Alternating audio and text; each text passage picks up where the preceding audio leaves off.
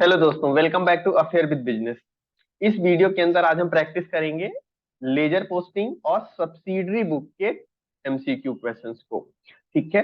ये क्लास आपकी MP teacher eligibility test के लिए तो इम्पोर्टेंट है ही, साथ में कोई भी कॉम्पिटिटिव एग्जाम जिसके अंदर अकाउंटिंग सब्जेक्ट आपका है उसमें भी ये क्लास आपकी काम आने वाली है ना। क्योंकि जहां अकाउंटिंग का पेपर होगा वहां पे जर्नल सब्सिडरी बुक ये तो होना ही होना है। ठीक है, चलो। क्लास स्टार्ट करने से पहले आपके लिए इंफॉर्मेशन है, एमपीटीटी के लिए, एमपी टैक्सेशन के लिए और बाकी और कई सारे कॉमर्स से रिलेटेड कॉम्पिटिटिव एग्जाम्स के लिए हमारे कोर्स अवेलेबल है हमारे ऐप अफेयर विद बिजनेस पर, जहां पर आपको क्लासेस मिलेंगी, साथ में आपको प्रैक्टिस टेस्ट मिलेंगे, क्विजेस मिलेंगी, एग्जाम तक के लिए सपोर्ट मिलेगा और आपको स्टडी मटेरियल भी मिलेगा, नोट्स भी मिलेंगी और वो नोट्स आपके प्रिंटेबल फॉर्मेट में होंगे। मतलब आप उन नोट्स का इजिली प्रिंट लेकर के पढ़ सकते हैं। जनरली आपको ऑनलाइन क्लासेस के अंदर नोट्स जो है वो प्रिंटेबल फॉर्मेट में नहीं मिलते हैं, बट हमारी क्लास के अंदर आपको प्रिंटेबल फॉर्मेट में मिलेंगे। इसके अलावा जो आपकी वीडियो क्लासेस होंगी वो आपको अनलिमिटेड व्यूज के साथ मिलेगी, एग्जाम तक आप उसको चाहे जितनी बार देखें और जितनी बार चाहे तो रिवीजन करें। ठीक है, चलिए हम शुरू करते हैं। ऐप की जो लिंक है वो इस वीडियो के डिस्क्रिप्शन में मिल जाएगी, आप प्ले स्टोर से जाकर के affair with business app download कर सकते हैं। कॉमर्स से रिलेटेड जो कॉम्पिटेटिव एग्जाम्स हैं उनके लिए बहुत सारे कोर्सेज हमारे अवेलेबल हैं ऐप पर। हम अपनी प्रैक्टिस स्टार्ट करते हैं। देखो, ध्यान रखिएगा, मैं जो प्रैक्टिस करवा रहा हूँ उसके साथ में मैं आपको रिवीजन भी करा रहा हूँ, तो ये समझिए कि आपका प्रैक्टिस कम रिवीजन है, क्योंकि उस क्वेश्चंस में जो भी आपके कॉन्सेप्ट होंगे वो कॉन्सेप्ट भी मैं साथ में आपको डिस्कस करूंगा। मैं केवल आंसर नहीं बताने वाला हूँ, क्योंकि केवल आंसर बताने से ये तो जरूरी नहीं है कि केवल यही क्वेश्चन आपको एग्जाम में पूछा जाएगा, बट उससे रिलेटेड अगर आपको कॉन्सेप्ट भी रिवाइज हो जाएगा तो अगर क्वेश्चन दूसरा भी आता है उस कॉन्सेप्ट से रिलेटेड तो आप इजिली उस क्वेश्चन को कर पाओगे, है ना। तो मैं साथ में आपको रिवीजन भी करवाते हुए चलूंगा। चलो, ledger book is popularly known as, खाता बही को किस नाम से और जानते हैं। तो देखिए, खाता बही जो लेजर होता है उसको हम प्रिंसिपल बुक्स ऑफ अकाउंट्स भी कहते हैं या मुख्य लेखा पुस्तक भी कहते हैं। देखो, जो जर्नल होता है हमारा हम प्राइमरी बुक्स कहते हैं, प्राइमरी बुक्स, क्योंकि पहली बार ट्रांजैक्शन जर्नल में रिकॉर्ड होता है। और जो हमारा लेजर होता है उसे हम मुख्य पुस्तक भी कहते हैं या प्रिंसिपल प्रिंसिपल बुक्स कहते हैं। प्रिंसिपल बुक्स कहने का मतलब ये होता है, इसलिए कहा जाता है क्योंकि लेजर के बाद आप डायरेक्ट फाइनेंशियल स्टेटमेंट्स अपने ड्रॉ कर सकते हो, फाइनेंशियल स्टेटमेंट्स बना सकते हो। इसीलिए जो लेजर होता है उसे हम प्रिंसिपल बुक्स कहते हैं, क्योंकि लेजर के बाद आप सीधे अपने फाइनेंशियल स्टेटमेंट या फाइनल अकाउंट, जिसे हम अंतिम खाते कहते हैं या वित्तीय विवरण कहते हैं, balance sheet, P and L, वो बना सकते हो डायरेक्ट लेजर के थ्रू, है ना। तो इसलिए लेजर को क्या बोला जाता है, प्रिंसिपल बुक या मुख्य लेखा पुस्तक कहते हैं। ठीक है, तो आपका सही आंसर क्या हो जाएगा, ए। नेक्स्ट क्वेश्चन है आपका, at the end of the accounting year all the nominal accounts of the ledger book are. देखो, है कि साल के आखिरी में जो नाम मात्र के खाते होते हैं नॉमिनल अकाउंट होते हैं। नॉमिनल अकाउंट्स मतलब इनकम से रिलेटेड अकाउंट्स, एक्सपेंसेस से रिलेटेड अकाउंट्स, है ना, या गेन या लॉस, इनसे रिलेटेड अकाउंट की बात कर रहा है। तो बोल रहा है ईयर एंड पे इन अकाउंट्स को को क्या किया जाता है। तो देखो, जो नॉमिनल नेचर के अकाउंट्स होते हैं इनको इनका बैलेंस कैरी फॉरवर्ड नहीं किया जाता है, ध्यान रखना, है ना।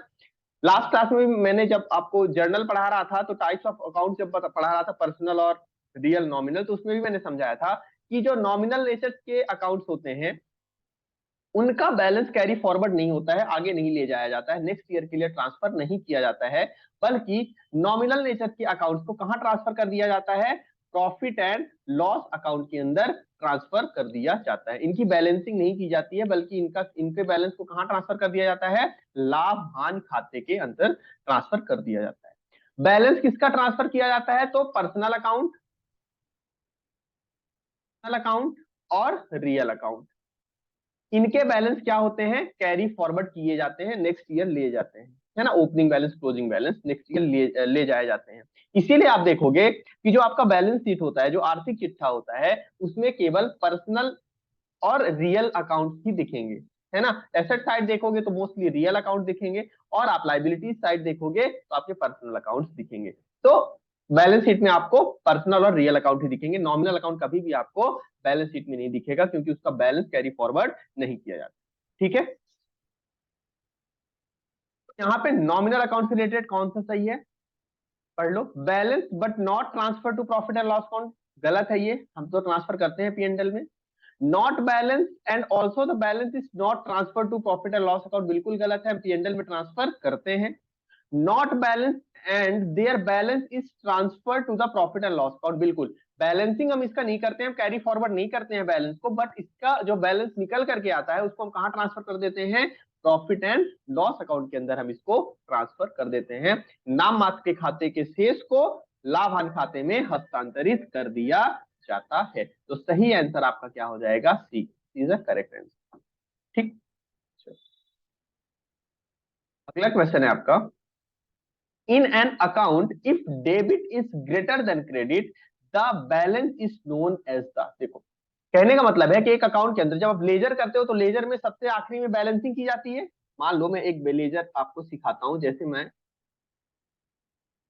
उस करिए बना रहा हूं, ऐसे ही कुछ बनता है कैश अकाउंट,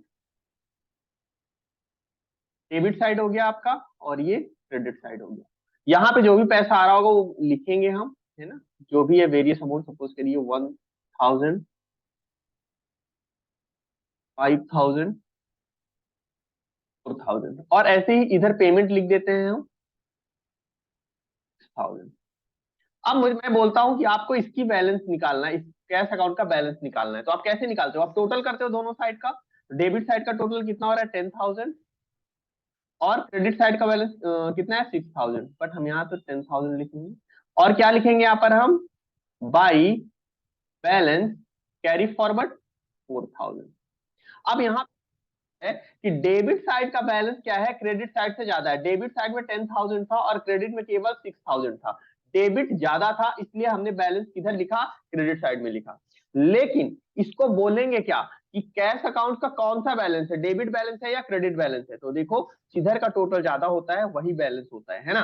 मतलब यहाँ डेबिट का टोटल ज्यादा है तो हम ये बोलेंगे कि कैश अकाउंट का कौन सा बैलेंस है, डेबिट बैलेंस है। ऐसे ही मान लीजिए राम का अकाउंट यहां पर ओपन होता, और राम के अकाउंट में क्रेडिट साइड सपोज करिए 50,000 लिखे होते और डेबिट साइड 40,000 लिखे होते, है ना। यहाँ पर क्या हो रहा है, क्रेडिट साइड का टोटल ज्यादा है 50,000 है और डेबिट में कितना है 40,000 है, तो यहाँ पे कहा जाता कि राम की अकाउंट लिखा तो इधर जाता टू बैलेंस कैरी फॉरवर्ड, ठीक है, या to balance CD carry down, लेकिन बोला क्या जाता कि राम के अकाउंट का कौन सा बैलेंस है, क्योंकि क्रेडिट का टोटल ज्यादा है तो हम बोलते हैं कि राम के अकाउंट का क्रेडिट बैलेंस चल रहा है। अगर डेबिट का टोटल ज्यादा है मतलब डेबिट बैलेंस है, और अगर क्रेडिट का टोटल ज्यादा है मतलब क्रेडिट बैलेंस। क्लियर है चीजें। तो यहां पर क्वेश्चन ने क्या बोला कि अगर डेबिट का टोटल ज्यादा है क्रेडिट से तो कौन सा बैलेंस है, इसका डेबिट का टोटल ज्यादा है मतलब डेबिट बैलेंस है। नॉट नेगेटिव बैलेंस, बी आपका सही आंसर हो जाएगा, debit balance. Positive balance, credit balance, आपका सही आंसर क्या होगा, डेबिट बैलेंस, है ना। नेक्स्ट क्वेश्चन है आपका, the process of transfer of entries from day book to ledger is called. कह रहा है कि डे बुक से, डे बुक मतलब जर्नल, जर्नल से लेजर के अंदर जो हम एंट्रीज को ले जाते हैं, ट्रांसफर करते हैं, उसको क्या कहते हैं, तो उसको बोला जाता है खतौनी करना, है ना। इंग्लिश में क्या बोला जाता है, पोस्टिंग, या लेजर पोस्टिंग कह सकते हैं। क्लियर है। तो देखो simple posting, journal posting, transaction नहीं, लेजर पोस्टिंग। जो भी लेजर के अंदर आप जर्नल से बैलेंस लेकर के जाते हो उसे लेजर पोस्टिंग कहते हैं। करेक्ट आंसर आपका होगा डी। मूव करें नेक्स्ट क्वेश्चन में, what type of ledger accounts are carry forward to next year. किस टाइप के अकाउंट्स का बैलेंस नेक्स्ट ईयर ले जाया जाता है, personal, real, nominal, both A and B. तो देखो मैं लास्ट क्वेश्चन किसी क्वेश्चन में ये चीज डिस्कस किया हूं, पर्सनल और रियल का बैलेंस क्या होता है, कैरी फॉरवर्ड किया जाता है, आगे ले जाया जाता है। नॉमिनल नेचर के अकाउंट, नॉमिनल नेचर के अकाउंट को हम का बैलेंस कैरी फॉरवर्ड नहीं करते हैं, बल्कि प्रॉफिट एंड लॉस अकाउंट में ट्रांसफर करके खत्म कर देते हैं। तो सही आंसर क्या होगा, ए और बी। करेक्ट आंसर आपका डी हो जाएगा। Cash book records all. तो देखो सब्सिडरी बुक का क्वेश्चन आ गया, बोल रहा है कैश बुक में कौन से चीजों का कौन से ट्रांजेक्शन को रिकॉर्ड करते हैं। तो देखो मैं समझा देता हूँ, आपकी सब्सिडरी बुक सारी ही बुक समझा देता हूँ। सब्सिडरी बुक के अंदर आती है आपकी purchase book, book purchase return book, sales return book, table book, table book, cash book, further single column, double column, triple column होती है पेटी कैश बुक, और जर्नल प्रॉपर।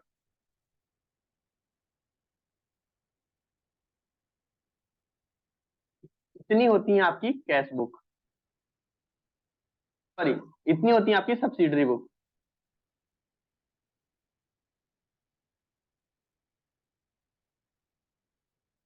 ठीक है, अब देखो सभी में बता देता हूँ किसमें किस चीज का की रिकॉर्डिंग की जाती है। परचेस बुक के अंदर सबसे पहली चीज आप देखोगे, कोई चीज उधार होनी चाहिए, की खरीद होनी चाहिए। ठीक है, मतलब credit purchase of credit,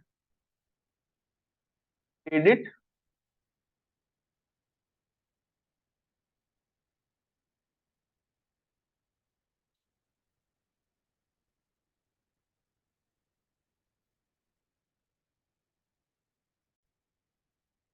purchase book में क्या किसको रिकॉर्ड करते हैं, credit purchase of goods.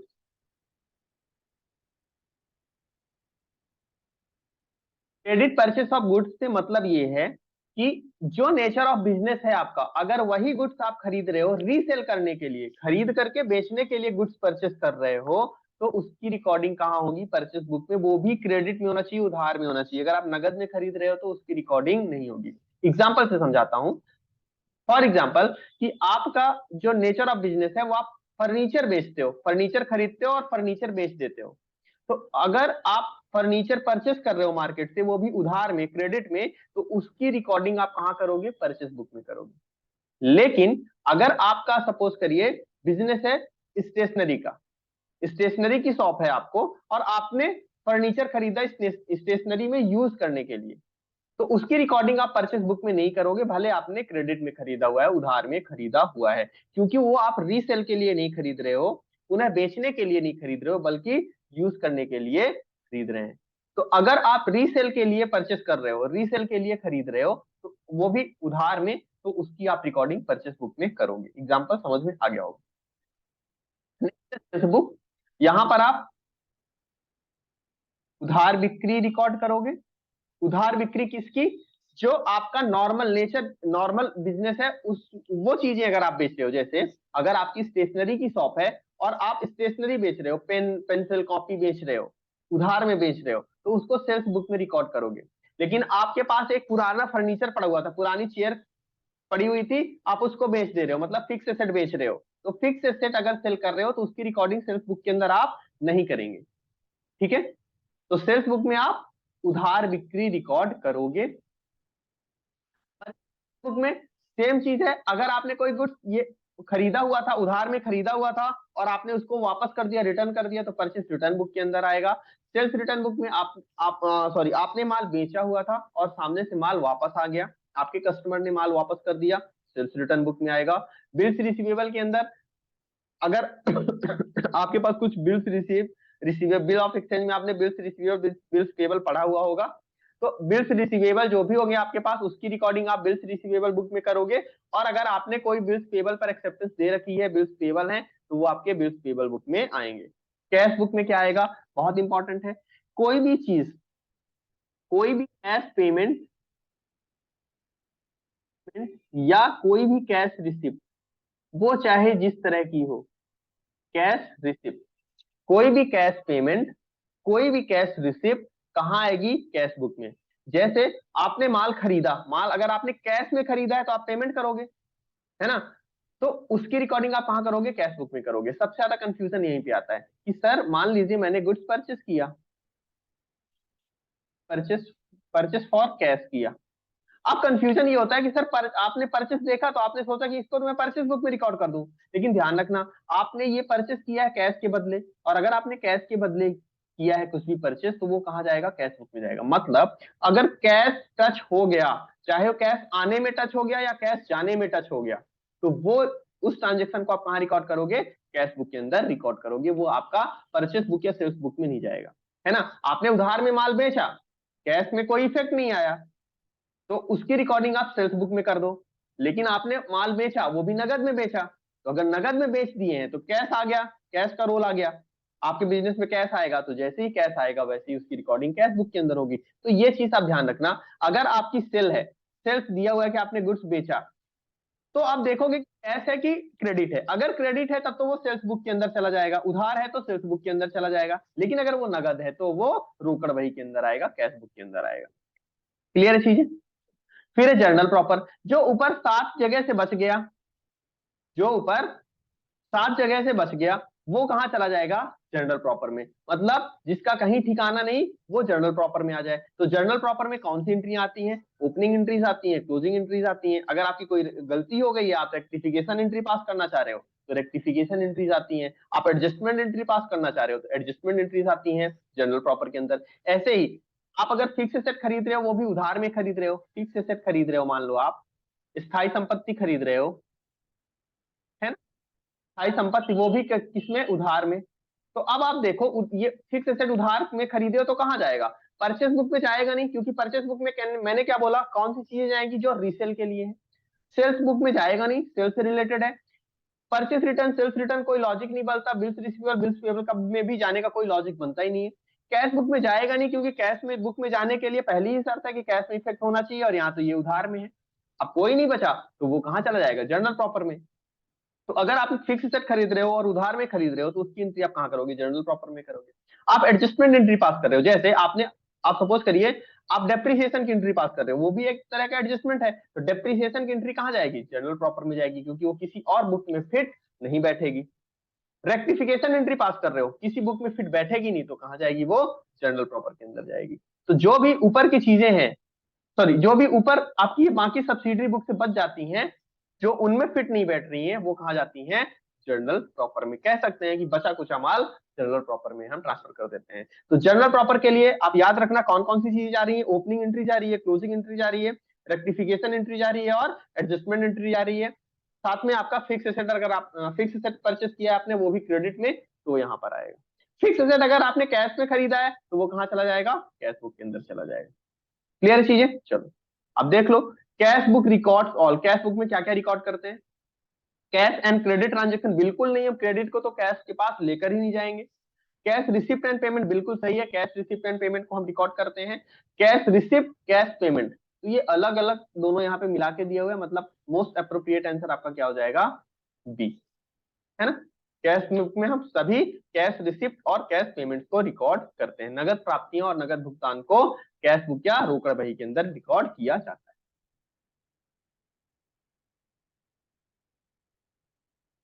Next है आपका, in the purchase book the record is in respect of. Purchase book में किसको रिकॉर्ड करते हैं, तो मैंने समझाया था परचेस बुक में आप किसको रिकॉर्ड करोगे, क्रय, कौन सी वाली, किस लिए, पुनः बिक्री के लिए जो खरीदी गई है ना। मतलब आप परचेस को रिकॉर्ड करोगे जो क्रेडिट में है और जो रीसेल के लिए है। एग्जाम्पल याद रखना कि अगर आपने फर्नीचर की शॉप है, फर्नीचर खरीद रहे हो बेचने के लिए तो यहाँ पर आएगा, लेकिन अगर आप फर्नीचर यूज करने के लिए खरीद रहे हो, आपकी स्टेशनरी की शॉप है, तो फिर फर्नीचर को आप यहाँ पे रिकॉर्ड नहीं करोगे, है ना। तो परचेस बुक में इन शॉर्ट अगर मैं बोलूं, क्रेडिट परचेस ऑफ गुड्स को आप यहाँ पे रिकॉर्ड करते हो। तो आपका सही आंसर बी होगा। ऑल परचेस आएगा नहीं, क्योंकि कैश परचेस तो कैश बुक के अंदर चला जाता है। क्रेडिट परचेस ऑफ फर्नीचर, अब देखो furniture, normally furniture fix asset माना जाता है, इसलिए यहाँ पे इसको, ये आपका सही आंसर नहीं होगा। सही आंसर आपका क्या हो जाएगा, B, credit purchase of goods. Next, the total of purchase book is posted to, purchase book का टोटल कहाँ जाता है? तो परचेस बुक का टोटल क्या है? परचेस बुक का टोटल है आपका परचेस ही है ना? तो परचेस को हम कहाँ ट्रांसफर कर देते हैं? परचेस अकाउंट के अंदर। और परचेस जनरली डेबिट होता है तो ये डेबिट साइड में चला जाता है ना? तो ये कहाँ ट्रांसफर होगा? परचेस अकाउंट में, वो भी डेबिट साइड में। ढूंढ लो debit side of purchase account, यही आपका सही आंसर हो जाएगा। क्रेडिट साइड होगा नहीं, डेबिट सेल्स अकाउंट, ये दोनों तो होंगे नहीं, सेल्स अकाउंट में क्यों लेके जाओगे? अब देखो यहीं पे आपका क्वेश्चन बदल सकता है। आपका परचेस बुक के टोटल को कहाँ लेके जाते हो? परचेस अकाउंट के डेबिट साइड में। अब यहीं पे क्वेश्चन हो तो सेल्स बुक का कहाँ ले जाओगे? तो सेल्स अकाउंट में। और परचेस जनरली डेबिट होता है बट सेल्स जनरली क्रेडिट होता है, तो ये क्रेडिट साइड में जाएगा। अब यहीं पे और क्वेश्चन पूछ सकता है आपका कि परचेस रिटर्न का टोटल कहाँ जाएगा? परचेस रिटर्न बुक का, तो परचेस रिटर्न अकाउंट में जाएगा। और परचेस डेबिट होता है तो परचेस रिटर्न क्रेडिट में जाएगा। सेल्स, तो सेल्स रिटर्न का कहाँ जाएगा? तो सेल्स रिटर्न अकाउंट में जाएगा। और सेल्स क्रेडिट हो रहा है तो मतलब डेबिट साइड में जाएगा, है ना? तो ऐसे आपका दूसरा क्वेश्चन ही पूछे तो आप यहाँ से ऐसे कर सकते हैं, ठीक है। नेक्स्ट है आपका credit balance of bank account source. अगर बैंक अकाउंट में क्रेडिट बैलेंस शो हो रहा है, इसका मतलब क्या है? तो इसका मतलब ये है कि आपका बैंक का आप पर कर्जा हो गया है, आपको बैंक को पैसा पे करना है। और डेबिट बैलेंस चल रहा है मतलब आपका पैसा बैंक में जमा है, वो आपके लिए एसेट है, ठीक है। तो अगर क्रेडिट बैलेंस है बैंक का तो amount payable to the bank, सही आंसर यही होगा A. Cash balance is bank नहीं, बोथ नहीं, नन ऑफ द वन, तो आपका सही आंसर क्या होगा? A. Next, from Mr. Sohan, the payment for which is due after 2 months is entered into। कहने का मतलब है सोहन को माल बेचा गया और उसका पेमेंट 2 महीने बाद ड्यू है, मतलब वो 2 महीने बाद, सॉरी सॉरी, सोहन से गुड्स परचेस किया गया, गुड्स खरीदा गया, और पेमेंट उसको कब करना है? 2 महीने बाद करना है। कहाँ पे रिकॉर्डिंग करेंगे? तो देखो गुड्स परचेस किया गया और पेमेंट 2 महीने बाद करना है, मतलब क्लियर है ये आपने उधार में खरीदा, उधार में खरीदा है माल, तो इसकी रिकॉर्डिंग कहाँ करोगे आप? परचेस बुक के अंदर करोगे, है ना? इस बात से कंफ्यूज नहीं होना है कि पेमेंट 2 महीने बाद तो हो गया है। जब 2 महीने बाद आप पेमेंट करोगे तब उसकी रिकॉर्डिंग आप कैश बुक में कर दोगे। लेकिन अभी तो आप क्या कर रहे हो? उधार में खरीद रहे हो, तो सिंपल सी बात है, उधार खरीद कहाँ जाती है? परचेस बुक के अंदर जाती है। सही आंसर आपका सी होगा। चलो मूव करते हैं next. Transaction is entered into journal proper. Journal proper के अंदर कौन सा ट्रांजेक्शन रिकॉर्ड होगा? कैश परचेस ऑफ बुक बिल्कुल नहीं, कैश वर्ड आ गया, कैश बुक में जाएगा भाई ये। Cash payment of rent to landlord, landlord या जिसको भी पेमेंट करो कैश बुक के अंदर जाएगा क्योंकि कैश वर्ड आ गया। Credit purchase of machinery, credit purchase of goods, तो देखो क्रेडिट परचेस ऑफ बुक तो आपका परचेस बुक के अंदर चला जाएगा, बुक, है ना? क्रेडिट परचेस ऑफ मशीनरी बिल्कुल, अगर आपने मशीनरी उधार में खरीदी है, फिक्स एसेट उधार में खरीदी है, तो ये जर्नल प्रॉपर के अंदर जाएगा। तो सही आंसर आपका क्या बनेगा? C, credit purchase of machinery. Clear? Next, periodic, sorry, periodic total of sales return book is posted to the. अभी लास्ट नहीं, पिछले किसी क्वेश्चन में उन्होंने समझाया है कि कौन सी सब्सिडरी बुक का बैलेंस कहाँ ट्रांसफर करते हैं। तो सेल्स रिटर्न बुक का कहाँ करेंगे? सेल्स रिटर्न बुक का बैलेंस ट्रांसफर होता है sales account, sorry sales return account के अंदर। और किस साइड में? डेबिट साइड में, ठीक है। तो आपका सही आंसर हो जाएगा सेल्स रिटर्न अकाउंट। और अगर साइड भी पूछता तो आप बता देते कि सर डेबिट साइड में ट्रांसफर होगा। सही आंसर आपका बनेगा B. Next, a debit note issued to a creditor for goods returned by us is to be recorded in the। अब देखो ये सिंपल सा क्या हो बोल रहा है, debit note issue to the creditor. अब ये क्वेश्चन को घुमाया गया है, ये सिंपल सा आपका परचेस रिटर्न बोल रहा है कि परचेस रिटर्न किए हैं, बताओ किस बुक में रिकॉर्ड करेंगे। लेकिन उसको घुमा के बता दिया है कि डेबिट नोट हमने इशू किया क्रेडिटर को, बताओ कहाँ रिकॉर्ड करेंगे। तो देखो डेबिट नोट कब इशू होगा? जब आप माल वापस करोगे तो डेबिट नोट इशू होता है ना? कुल मिलाकर के देखो, क्रेडिटर से आपने गुड्स परचेस किया तो क्रेडिटर को आपने क्रेडिट कर रखा है। अब अगर उसको माल वापस कर रहे हो तो हम उसके अकाउंट को डेबिट करेंगे, और इसी के लिए इशू होता है क्या? डेबिट नोट इशू होता है। तो डेबिट नोट इशू ही कब होता है? जब आप परचेस रिटर्न करते हो। कब? परचेस रिटर्न के केस में। और परचेस रिटर्न है तो किस बुक में रिकॉर्ड होगा? परचेस रिटर्न बुक के अंदर रिकॉर्ड होगा। सिंपल सा, डी आपका सही आंसर हो जाएगा, बस उसने घुमा के पूछा था। और अगर डेबिट नोट से आप कंफ्यूज हो रहे हो तो क्रेडिटर को आपने गुड्स रिटर्न किया है ना, तो क्रेडिटर को कौन सा गुड्स रिटर्न करोगे? जो क्रेडिटर से आपने परचेस किया होगा, जो आपने खरीदा होगा वही वापस करोगे। तो यहां से आप समझ सकते हो कि परचेस रिटर्न की बात कर रहे हैं। Next, cash book is a subsidiary book, subsidiary and principal book, ledger account journal. तो आपका सही आंसर है आपका कैश बुक आपकी सब्सिडरी और प्रिंसिपल दोनों बुक है, सहायक और प्रमुख पुस्तक दोनों है। सही आंसर बी होगा। इसका रीजन बता देता हूं। देखो, मैंने बोला प्रिंसिपल बुक हम लेजर को बोलते हैं, और क्यों बोलते हैं? क्योंकि लेजर के बाद आप डायरेक्ट फाइनल अकाउंट बना सकते हो, फाइनेंशियल स्टेटमेंट ड्रॉ कर सकते हो, यही रीजन है। सेम चीज यहां पर क्या होता है कि जो कैश बुक होती है ना, ये कैश बुक कैश अकाउंट की तरह भी काम करती है। मतलब कैश बुक बनाने के बाद आपको अलग से कैश अकाउंट बनाने की जरूरत नहीं होती है, क्योंकि ये कैश अकाउंट, या समझिए ये कैश अकाउंट का लेजर ही होता है। तो कैश बुक बनाने के बाद आपको कैश अकाउंट अलग से बनाने की जरूरत नहीं है। आपका कैश बुक ही कैश अकाउंट की तरह काम करेगा, और आप डायरेक्ट कैश बैलेंस ट्रांसफर कर सकते हो फाइनल अकाउंट के अंदर। इसलिए चूंकि कैश बुक आपका सब्सिडरी बुक के फीचर्स तो है ही उसमें, साथ में आप अगर बाकी सब्सिडरी बुक बना रहे हो, जैसे परचेस बुक बना रहे हो तो आपको परचेस अकाउंट बनाना पड़ेगा, सेल्स बुक बना रहे हो तो सेल्स अकाउंट बनाना पड़ेगा, परचेस रिटर्न बुक बना रहे हो तो परचेस रिटर्न अकाउंट भी बनाना पड़ेगा। मतलब आपको सब्सिडरी बुक के साथ में लेजर भी ओपन करना पड़ रहा है। लेकिन अगर आपने कैश बुक बना लिया है तो आपको कैश अकाउंट बनाने की जरूरत नहीं है। कैश बुक ही आपका कैश अकाउंट की तरह काम करेगा, और डायरेक्ट आप फाइनल अकाउंट में इसका बैलेंस ट्रांसफर कर सकते हो। इसलिए इसे सब्सिडरी बुक भी कहते हैं, क्योंकि सब्सिडरी बुक का भी काम कर दिया और लेजर का भी काम कर गया, इसलिए इसको प्रिंसिपल बुक भी कहते हैं, प्रमुख पुस्तक भी कहते हैं। तो कैश बुक ही ऐसी आपकी सब्सिडरी बुक है जो सब्सिडरी और प्रिंसिपल दोनों तरह की बुक होती है। सही आंसर आपका होगा D. Clear? Next, which statement is true about cash book? Cash book से रिलेटेड कौन सा स्टेटमेंट सही है? तो outstanding expenses recorded in cash book, बिल्कुल नहीं। आउटस्टैंडिंग ट्रांजेक्शंस को हम कैश बुक पे रिकॉर्ड नहीं करते हैं, तो ये स्टेटमेंट आपका गलत है। All recorded in cash book, नहीं, ऑल परचेसेस को हम कैश बुक पे रिकॉर्ड नहीं करते हैं, बल्कि हम केवल कैश परचेस को कैश बुक के अंदर रिकॉर्ड करते हैं। ऑल इन कैश बुक नहीं, केवल हम कैश सेल्स को कैश बुक में रिकॉर्ड करते हैं। All receipt and payments recorded in cash book, बिल्कुल सही है। कैश बुक के अंदर सभी रिसिप्ट और पेमेंट की रिकॉर्डिंग होती है। सही आंसर होगा D. Debit balance of ₹25,000 in cash column of cash book shows that. तो देखो, 25,000 रुपए डेबिट बैलेंस है कैश बुक का, तो क्या शो करेगा? वो ये शो कर रहा है कि आपके पास कैश बैलेंस है 25,000। ये आपका सही आंसर होगा। कैश शॉर्ट नहीं शो करेगा, कैश पेबल नहीं। तो आपका सही आंसर क्या होगा? अगर आपका डेबिट बैलेंस है कैश कॉलम में, मतलब आपके पास उतना कैश पड़ा हुआ है, कैश बैलेंस है 25,000 रुपए।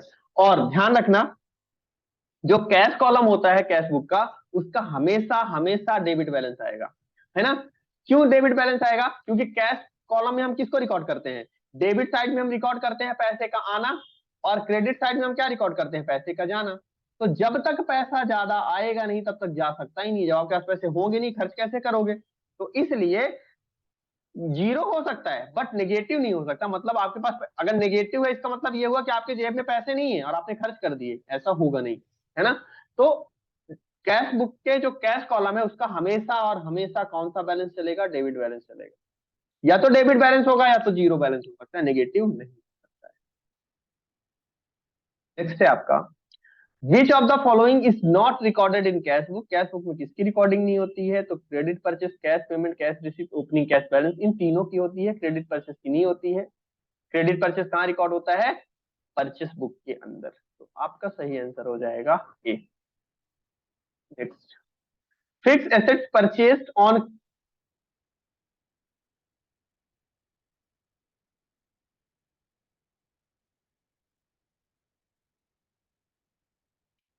Fix asset purchased on credit is recorded in, अगर फिक्स एसेट खरीदी गई होगी उधार में तो कहाँ रिकॉर्ड होगी? देखो, परचेस बुक में जाएगी नहीं, क्योंकि यहाँ पर credit purchase of goods record होता है। कैश बुक में जाएगी नहीं, कैश से रिलेटेड ट्रांजेक्शन रिकॉर्ड होते हैं। बचा क्या? Journal proper. तो सही आपका क्या हो जाएगा? करेक्ट आंसर, जर्नल प्रॉपर में। फिर है balance of petty cash book shown as. Petty cash book का बैलेंस को किस तरह से शो किया जाता है? देखो, पेटी कैश बुक होती क्या है कि मान लीजिए एक बड़ा अकाउंटेंट है और उसके नीचे और छोटे छोटे अकाउंटेंट है।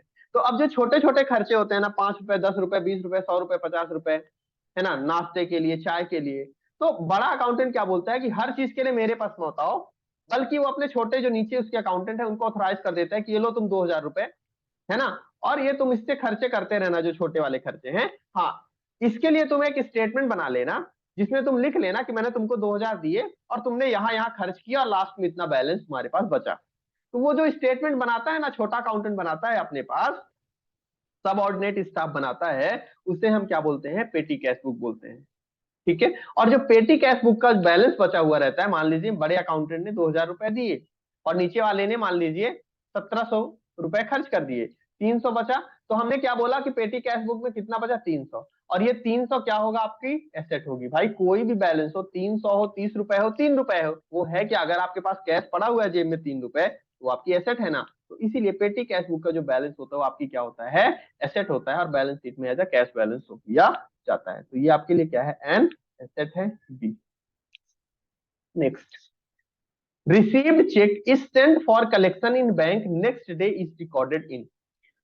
चेक मिला था, ठीक है, और उस चेक को अगले दिन आपने कहा भेजा, बैंक में कलेक्शन के लिए भेजा, तो इसको कहां रिकॉर्ड करेंगे, तो देखो ये बेसिकली आपकी कॉन्ट्रा एंट्री की बात कर रहा है।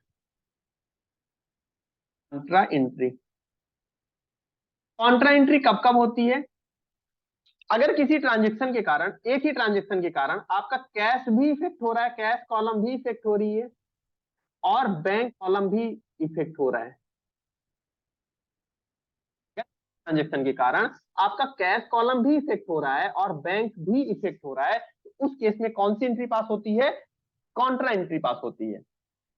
कब कब ऐसा होता है, तो अगर आपने पैसा बैंक में क्या किया, डिपॉजिट किया, या आपने बैंक से पैसा विथड्रॉ किया, या आपने क्या किया कि जो चेक मिला था उसे सेम डे बैंक में डिपॉजिट नहीं किया, बल्कि नेक्स्ट डे अगर आपने बैंक में चेक को डिपॉजिट किया, तो उसे भी हम कॉन्ट्रा में ही रिकॉर्ड करते हैं। ऐसा क्यों करते हैं, समझो।